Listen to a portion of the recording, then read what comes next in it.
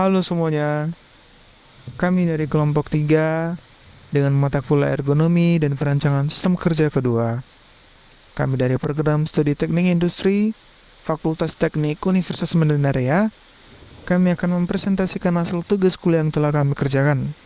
Sebelumnya, perkenalkan nama saya Brian Anugrah Larseki Davi, dan saya bersama dengan rekan tim saya, kami akan berbagi temuan dan pengalaman kami dalam tugas ini. Tugas ini merupakan bagian penting dari kurikulum kami yang dirancang untuk mengembangkan keterampilan kami. Untuk itu kami berharap teman-teman semua bisa dapat menikmati hasil yang telah kami kerjakan. Terima kasih. Pengertian biomekanika. Biomekanika adalah disiplin ilmu yang mengintegrasikan faktor-faktor yang mempengaruhi gerakan manusia, melibatkan pengetahuan dari berbagai bidang seperti fisika, matematika, kimia, fisiologi, dan anatomi. Ilmu biomekanika memberikan gambaran dan solusi untuk meminimalkan gaya dan momen yang terbebankan pada pekerja, sehingga kecelakaan kerja dapat dicegah. Konsep link dalam tubuh manusia. Tahukah kamu, tubuh manusia terdiri dari beberapa link dibatasi oleh joint, termasuk yang pertama link lengan bawah, yang dimana itu ada telapak tangan sampai siku. Link lengan atas, siku, bahu, link punggung, bahu, pinggul, link paha, pinggul, sampai lutut, link betis, lutut, dan mata kaki, link kaki, mata kaki, sampai telapak kaki. Perkenalkan, nama saya Karen Hapuk, NPM 218150032. Di sini saya akan membahas tentang analisis biomekanika statis dan dinamis, serta hukum kesetimbangan gaya dan analisis biomekanika. Analisis biomekanika statis dan dinamis. Analisis biomekanika dapat dilakukan secara statis atau tanpa gerakan, dan dinamis atau saat bergerak. Pada analisis statis, kita memperhatikan gaya dan momen yang terjadi pada bagian tubuh tertentu. Sementara itu, analisis dinamis melibatkan pergerakan tubuh dan menganalisis gaya dan momen yang terjadi.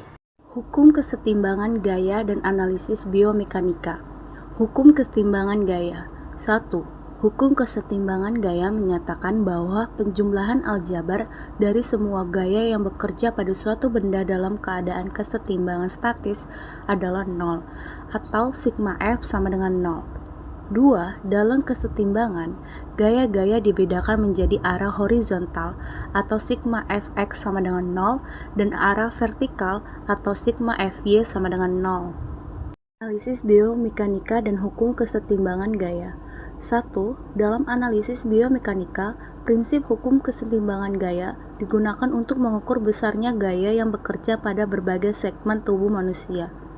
2. Dengan menerapkan hukum kesetimbangan gaya, kita dapat memahami bagaimana gaya-gaya eksternal dan internal berinteraksi dalam tubuh manusia saat melakukan aktivitas. Perkenalkan, nama saya Bayu Pratama dengan NPM 218150082. Baiklah, di sini saya akan membacakan peran biomekanika dalam kesehatan dan keselamatan kerja. Biomekanika membantu mengidentifikasi risiko cedera, merancang ergonomis, mencegah cedera, dan meningkatkan kinerja kerja, mengembangkan panduan dan standar. Dengan melibatkan biomekanika, upaya efektif dapat dilakukan untuk mencegah cedera, meningkatkan kesejahteraan pekerja, dan menciptakan lingkungan kerja yang produktif. National Institute for Occupational Safety and Health adalah lembaga riset dan pemberi rekomendasi di Amerika Serikat yang fokus pada keselamatan kerja. Peran ini meliputi riset epidemiologi untuk mengidentifikasi risiko cedera dan penyakit terkait pekerja. Riset biomekanika untuk memahami interaksi tubuh manusia dan lingkungan kerja, serta meneliti intervensi untuk menguji efektivitas strategis pencegahan, dan memberikan rekomendasi praktis untuk meningkatkan kesehatan dan keselamatan kerja. Perkenalkan, nama saya Rahma Diansyah Putri, NPM 2181540. Di sini saya akan menjelaskan tentang metode NIOSH dan persamaan pengangkatan beban pada NIOSH. Metode NIOSH. NIOS mengembangkan persamaan pengangkatan pertama pada tahun 1981 untuk membantu praktisi dalam menilai risiko kesehatan selama aktivitas pengangkatan posisi sagital. Persamaan ini memberikan metode empiris untuk menghitung batas beban aman dalam pengangkatan manual, membantu mencegah cedera muskuloskeletal. Pada tahun 1991, persamaan tersebut direvisi dan diperluas untuk mencakup berbagai tugas pengangkatan, seperti pengangkatan asimetris dan objek dengan kopling rendah. Persamaan yang diperbarui mempertimbangkan faktor-faktor seperti durasi kerja dan frekuensi pengangkatan, penawaran prosedur, evaluasi yang lebih baik. Tujuan utama kedua persamaan ini adalah mencegah dan mengurangi risiko nyeri punggung bawah di antara pekerja.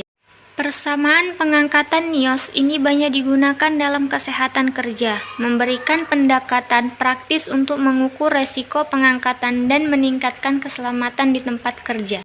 Selanjutnya, persamaan pengangkatan beban NIOS. RWL atau Recommended Weight Limit adalah nilai beban angkat teoritis yang disarankan untuk pekerjaan mengangkat beban, sedangkan Lifting Index adalah menyatakan nilai estimasi relatif dari tingkat tegangan fisik dalam suatu kegiatan pengangkatan manual. Nurmianto 2008 sebagai berikut.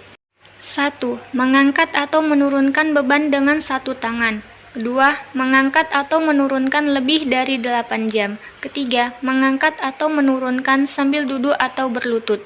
Keempat, mengangkat atau meletakkan di tempat kerja yang terbatas. Kelima, mengangkat atau meletakkan dengan gerakan yang cepat, lebih cepat dari 30 inci per detik. Yang keenam, mengangkat atau meletakkan dengan lantai yang kurang baik, lebih kecil 0,4 koefisien gesekan antara tapak kaki dengan lantai. Dan yang ketujuh, mengangkat atau meletakkan dalam lingkungan yang kurang baik dan tidak berada pada kelembapan optimal, misalnya temperatur berada di luar batas 19 Celcius sampai 26 Celcius, kelembapan di luar batas 35% sampai 50%. Baik, selanjutnya akan dijelaskan oleh teman saya. Baiklah, nama saya Muhammad Fala Azari Rangkuti, NPM 2181150022. Sekarang saya akan memberikan beberapa hasil penelitian terkait dengan biomekanika dan NIOS. Beberapa penelitian terkait diantaranya ialah 1. Evaluasi ergonomi dalam industri manufaktur. Penelitian ini berisikan cara mengidentifikasi faktor risiko ergonomi di industri manufaktur melalui analisis biomekanika dan gerakan tubuh, pembebanan tubuh, dan evaluasi peralatan dan desain tempat kerja. Yang kedua, pengembangan alat bantu ergonomis untuk pekerjaan konstruksi. Penelitian ini berisi fokus pada pengembangan alat bantu ergonomis untuk pekerja konstruksi dengan mengurangi pembebanan fisik dan risiko cedera dengan analisis biomekanika, gerakan, dan beban tubuh. Yang ketiga, pencegahan cedera akibat angkat dan bawa di sektor perawatan kesehatan.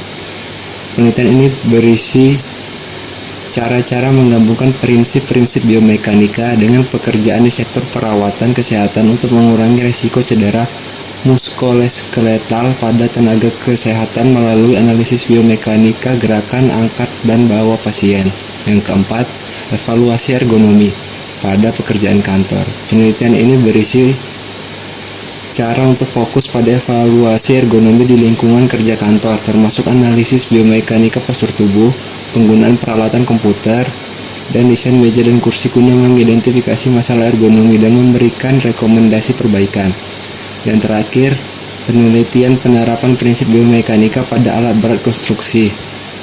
Penelitian ini berisikan cara untuk melakukan analisis biomekanika pada penggunaan alat berat konstruksi untuk mengidentifikasi faktor risiko ergonomi dan mengembangkan solusi yang meningkatkan kesehatan dan keselamatan kerja.